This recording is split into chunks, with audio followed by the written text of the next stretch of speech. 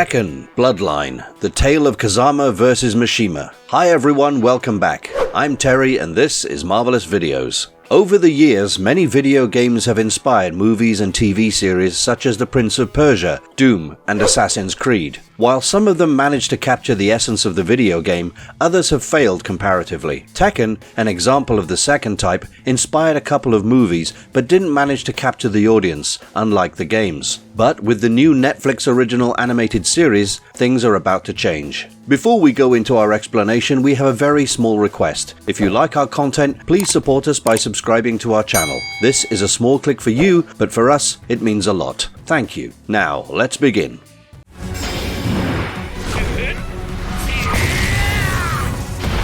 Taken Aback by Tekken. The series starts with the silhouette of a colossal man being asked questions about what haunts him and whose eyes peer at him from the dark. The scene cuts to a woman in a cabin who is suddenly alerted by the sound of rustling grass. A boy is being chased by three bullies who try to beat him up, but after taking a substantial amount of damage, the bullied boy retaliates and knocks the living daylights out of them. But then he's stopped by the woman from the cabin before he goes too far with his brutality. The woman tells him that as a fighter, he should know when to stop, and even though he won the fight, he lost to his anger. The woman also emphasizes that someone training in the Kazama style of fighting should know when to attack and when to defend. The guy is revealed to be Jin Kazama, and the woman his mother, Jun Kazama. She has been training and educating him in isolation from the rest of the world. When she asks him to choose his lessons for the day, he insists on training in martial arts, to which she reminds him that a strong mind paves the way for a strong body. Later, we see Jun training him in martial arts while trying to instill noble values in him. Later that night, the father of one of the bullies shows up at their doorstep to confront Jin for beating up his son. Jin confronts the drunk man but is stopped by his mother, who tries to de-escalate the situation, but ultimately tackles the guy when he tries to assault them with a broken glass bottle. Later that night, a mysterious creature appears out of nowhere. Jun goes outside to battle the creature alone and instructs her son to not come out no matter what happens. She also instructs him to find his grandfather, Heihachi Mishima. Jun fights the creature valiantly but is no match for its powers. Upon seeing his mother's condition, Jin goes outside to help her but gets severely injured. His mother sacrifices herself to save Jin and the creature disappears. After that incident, we see Jin trying to enter a building, but he's stopped by the guard, to whom he says that he is Jin Kazama, grandson of Heihachi Mishima. The guard takes him to Heihachi himself. Heihachi challenges Jin to a fight, in which he brutalizes him and asks him to leave. It's then that Jin reveals what happened to his mother. Heihachi tells him that the creature is the ogre, and he would train Jin to fight it the Mishima way. Jin's training starts the very next day. He's given a few valuable instructions like never taking his eyes off his opponent while inside the ring. Heihachi asked him to only use his hand techniques for the first lesson, but Heihachi himself would use all the techniques at his disposal. Jin gets brutalized yet again, but his grandfather asks him to shun the Kazama pacifism and adopt the Mishima rage to fuel his strength, while telling him to remember his mother's sacrifice whenever he is too weak to get up. One day, Heihachi asks Jin to escort him on a business affair, but asks him to stay silent. They were meeting a guy who had retrieved a pendant Heihachi was looking for,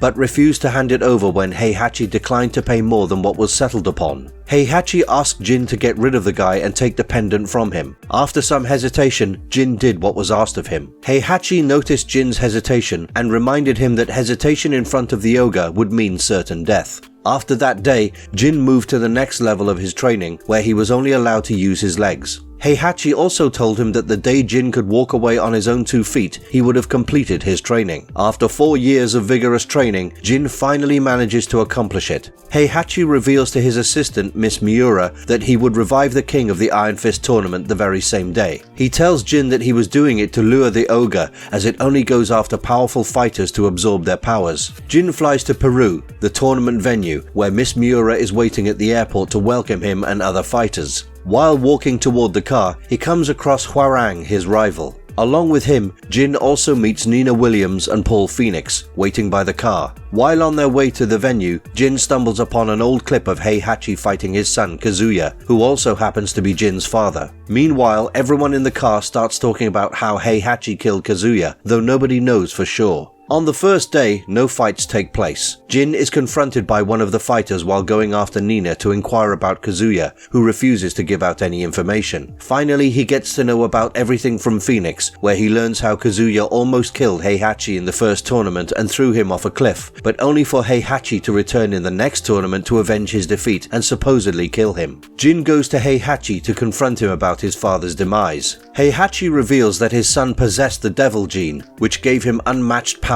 but also started taking control over his mind. He also says that the true fighting spirit of Devil Gene was also what spoke to the ogre, revealing that he didn't possess it. On the other hand, Jin had the Devil Gene, for which the ogre appeared the night his mother was killed. While Jin is contemplating this fact, others are preparing for their individual fights. The next day, we see Jin meditating before his fight when Zhao Yu calls him. He tells her he was meditating to focus on the fight, for which Zhao Yu reminded him that his fight was just about to take place and was against Leroy Smith. Leroy had confronted him the day before when he learned that Kazama had been personally trained by Mishima. The fight begins and both of them fight valiantly. Jin Kazama isn't able to take down Smith initially, but emerges victorious when he mangles his leg. Next, we see Zhao Yu going up against Nina Williams, where we see Jin is concerned for her, but Mishima assures him that she makes up for her small stature with strategy. Zhao Yu wins the fight after getting her opponent extremely exhausted. Jin visits a recovering Leroy to check on his condition when Leroy tells him the reason behind his grudge against the Mishima family. Leroy also tells him that he didn't expect Jin to show up, as the Mishimas don't care about the condition of their opponents once they are done fighting. Heihachi shows up the very next moment and agrees to what Leroy had to say, and also tells Jin that this tournament is the only way to summon the ogre, so he needs to focus on it. The next fight occurs between Hwarang and Jin, where Jin manages to defeat him but offers to buy him a beer out of good sportsmanship, although Mishima doesn't appreciate it. Zhao Yu gets brutally beaten by a fighter named King in a fight. Jin visits her while she's recovering, but Zhao Yu thinks that Jin is there to lecture her about the decision to fight in the tournament being a woman. Jin assures her that he isn't and tells her that his mother was the first to teach him martial arts, also revealing that she is no more. Jin goes on to check the last semi-final fight between Paul Phoenix and King, where Mishima reveals to Jin that the real King was killed by the ogre. The King emerges victorious against Paul. Before the final, one of the contestants attacks Mishima because he took the pendant from her mother. Jin tries to stop her by telling that some other guy brought it to Mishima, but she remains adamant that she won't leave the place without the pendant and without knowing what happened to her mother. She reveals to him that Mishima released the ogre using the pendant. After this, Jin fights King in the final, in the Mishima style of fighting, albeit maintaining the Kazama philosophy. Jin defeats the King but doesn't tap into the power of his devil gene,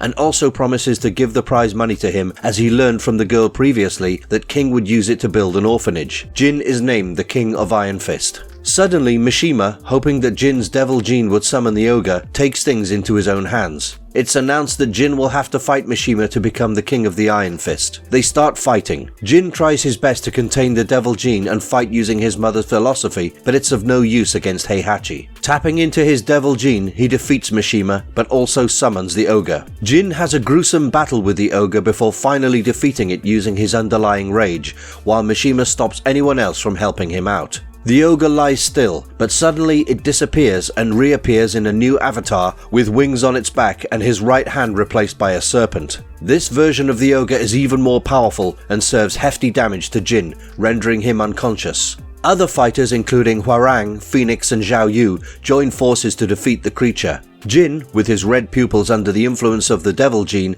manages to defeat the ogre. Mishima shoots him with a gun, stating that he's an abomination. Jin remembers everything that happens in the few moments that he was in the afterlife. He wakes up from the afterlife with wings on his back and ram horns attached to his head. He brutalizes Mishima before flying away into the great beyond. Even in this incarnation, he doesn't kill Mishima, remembering everything his mother had taught him.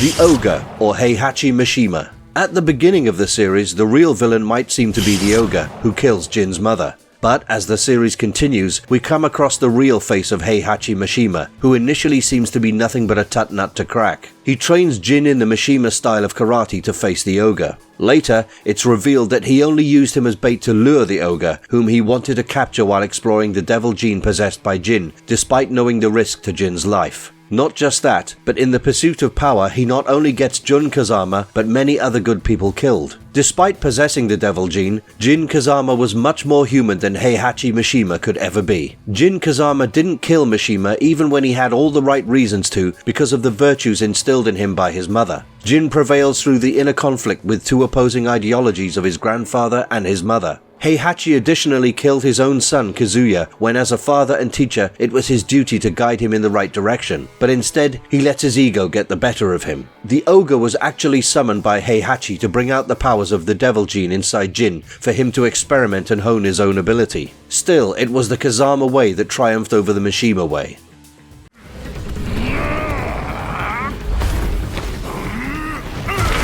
Tekken's legacy. The series draws heavily from the game, but unlike other movies and series, it stays true to the source. It manages to intrigue the viewer from the very beginning with its hardcore action sequences and the philosophical aspects of martial arts. It's a must-watch for gamers who enjoyed the game in its glory days, and also for new viewers looking for something exciting. And if you liked our content, don't forget to leave a like and subscribe to us if you haven't already. Have a good one. Thanks for watching, and see you next time.